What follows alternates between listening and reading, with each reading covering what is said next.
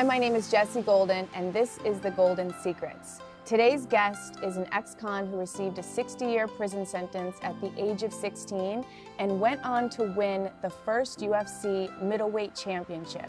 He has advised on over $4.5 billion in assets. He is a proud father, a proud husband. He's an entrepreneur, an author, a speaker, and I am proud to call him one of my pluses, the legend himself, Frank Shamrock. Thanks for having me. I'm so excited you're here today. Me too. Thank you so much for coming. My pleasure, absolutely. And I'm hoping you'll share a little bit today when I say you're my plus. You have this whole concept that you call the warrior code, is that right? Yes. Yeah, and it's a plus minus equal concept, right? Which we'll get into, but the first time I met you was we got to do a retreat together with our dear friend Jesse Itzler, and I was so compelled and amazed by your story. It just really struck a chord with me and affected me, and I feel like I've been sharing your story with so many people since then, so I'm so excited to have you here today so you can share a little bit about it today. Cool. Yeah, so I mean the intro is a little dramatic. I love, yeah, no, it's an awesome intro. Awesome intro. But that's been my life. It's been like that for a long time and still happens like that. But I think a lot of it is this warrior's code that I'm living, and it is this system that keeps putting me into places that allow me to do and try and experiment with amazing things and do things like this and like Jesse, and I jumped out of airplanes last year, and there's just so much that that simple system has brought me in my life. But my life has been hard. I mean, I left home when I was 11 years old. I became a ward of the state when I was 12, and by the time I was 18, I was looking at a lot of time in prison, and it was only by the grace of God and martial arts and people that put me on the right path. Yeah. So will you go back, because you're also a survivor of childhood abuse, right? And that's kind of what steered you into this direction of creating all these crimes because you wanted to get out of your house, kind of? Yeah, I had thought I'd discovered the gold mine of caring for myself, and that was crime. And it all happened organically. When I was 11, I threw rocks at a train, which is a felony in the state of California, and I went to juvenile hall for the very first time. And I hung out with my peers, the bad kids.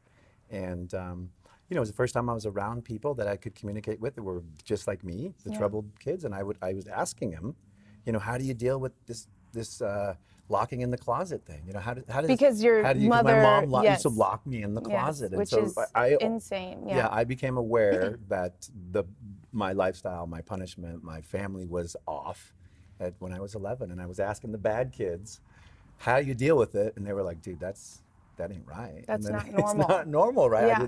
I didn't know until that time that my emotional issues and a lot of what was going on with me socially, my inability to communicate was from what was happening to me from my punishments and from my childhood. And then when I went and saw my counselor at juvenile hall, she was very poignant and said, listen, if you keep doing this, they'll take you from your home. And I was like, bingo. Perfect. I know what to do. So I full on committed myself to a life of crime to escape my childhood, and it worked. That's what made sense at that time. It made perfect sense. It worked for a number of years until I actually got married, and then I had my son. I became an adult, and once I accepted legal status as an adult, then when the crimes came down, then they treated me as an adult. Wow. So one of the other things too, when I heard you speak, which if you ever get an opportunity to hear him speak, you guys absolutely have to, was I remember you said something about when you were in the closet and you would get out, I think it was your stepdad would watch boxing, or is that what it was? Yeah, we didn't have a TV in our house. So TV was only in the parents' room, and it was only on a special night. And so the only TV I saw as a kid was boxing. It was championship boxing. My stepdad Joe would watch championship boxing on a Friday, Saturday night after work, because he was an appliance repairman. He'd be all tired. I would massage his feet and I would watch boxing. Wow. And it was the only experience I had outside of books and outside of school. So that was that was the thing. That was, the champion had the belt and they gave the speech and everyone, there was that outlet. That guy was Yeah. was the guy I wanted to be when I was in that closet, you know, as a kid, and it just became, you know, it became my dream. That was my dream. That's what I dreamt about when I was in there, and I was, you know, sad, and I was just like crushed. And I was like, it's okay, because someday I'm gonna be that guy. Wow. And so that's what. That's so amazing that that's the seed that was planted for you to eventually become the champ.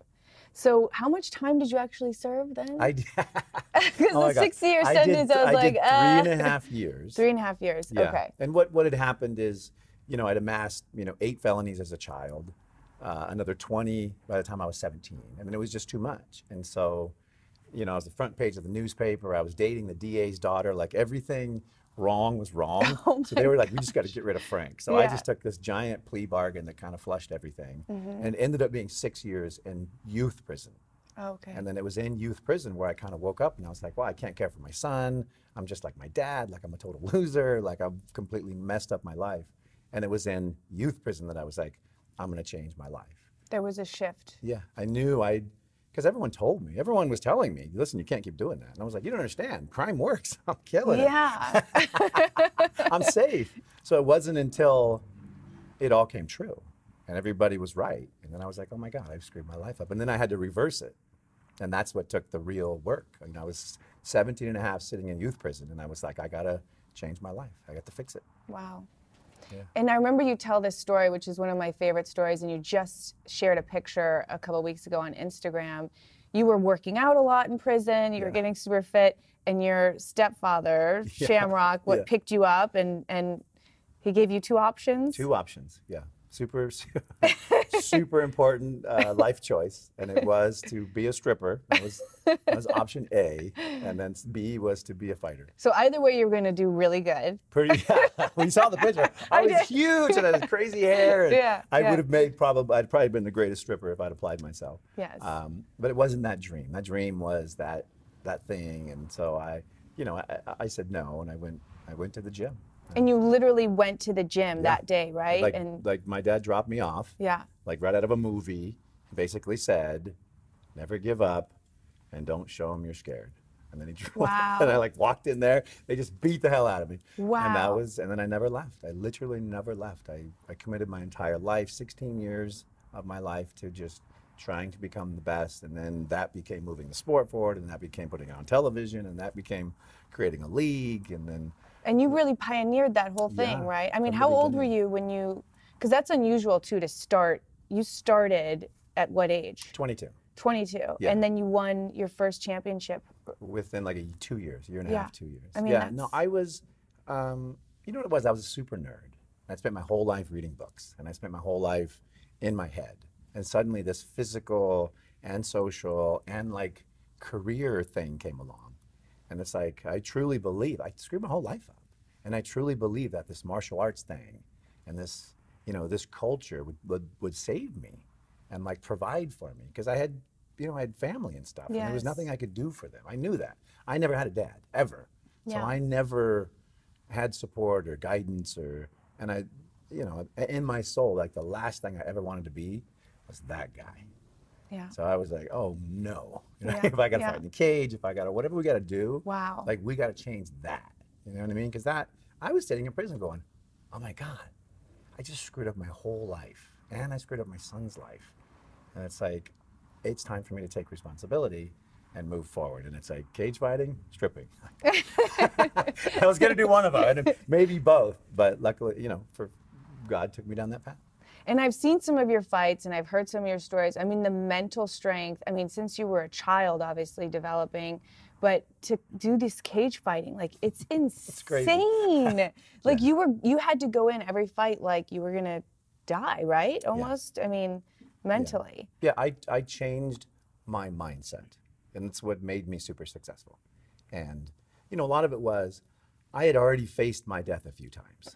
You know, when I was 16, I almost froze to death, and I got hypothermia, and I laid there, and I was like, I'm gonna die. Wow. And then I got up, and I was like, oh, hell no, I'm not gonna die. So I know where that moment is, and I faced it a few times. And most people will never face it. They just look away the whole time until it comes and changes their lives. So for me, I've been there.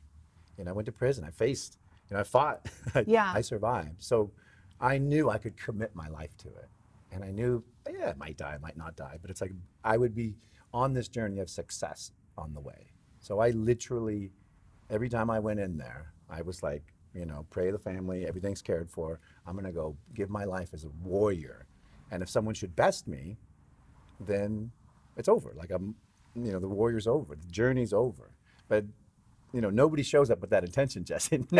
Everybody's like, well, you know, I got this and I got that. And that's why I could overcome everybody, is I was all in. You know, they were going to have to kill me. And nobody, you know, very few people go there and hang out there. Yeah. Because it's scary. Yeah. It's terrifying. Yeah. And I did for a long time. It's almost like you were bred, though, to do that Yeah. because of the way you're... I think, you know, all that stuff that happened to me made my mind a certain way. Yes. It made my mind so strong.